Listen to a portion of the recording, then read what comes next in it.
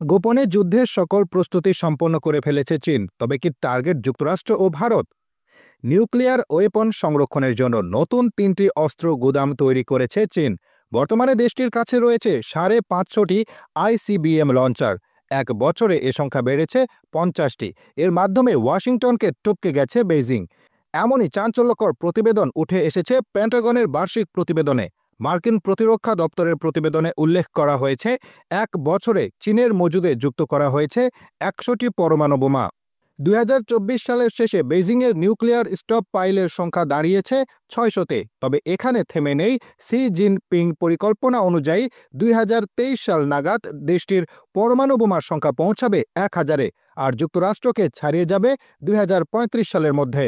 প্রতিবেদনে আরও বলা হয়েছে, বর্তমানে চীনের কাছে দূরপাল্লার আন্তঃমহাদেশীয় ব্যালিস্টিক ক্ষেপণাস্ত্র বা আইসিবিএম এর পরিমাণ ৪০০টি, যা কয়েক মিনিটের মধ্যে সরাসরি যুক্তরাষ্ট্রে আঘাত হানতে পারে।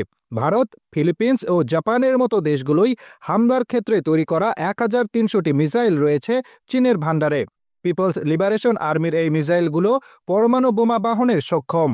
যে দেশের নৌবাহিনী যত বড় ও উন্নত, সে দেশ ততটাই শক্তিশালী। পেন্টাগনের তথ্য অনুযায়ী যুক্তরাষ্ট্রকে টপকে বিশ্বের সবচেয়ে বড় নৌবাহিনীর তকমা এখন চীনের দখলে। বর্তমানে জিনপিং সেনাদের কাছে রয়েছে ৬টি পরমাণুচালিত ব্যালিস্টিক সাবমেরিন, ৬টি পরমাণুচালিত অ্যাটাক সাবমেরিন ও এআইপি প্রযুক্তি সমৃদ্ধ ৪৮টি ডিজেল চালিত সাবমেরিন। আগামী বছর নাগাদ দেশটির ডুবোজাহাজের সংখ্যা পৌঁছাবে ৬৫-তে, আর ২০৩৫ সাল নাগাদ এ সংখ্যা দাঁড়াবে ৮৫-তে।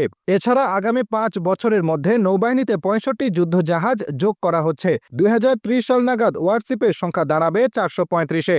এতে দক্ষিণ চীন সাগরে একচ্ছত্র আধিপত্য বিস্তার করতে পারবে বেইজিং।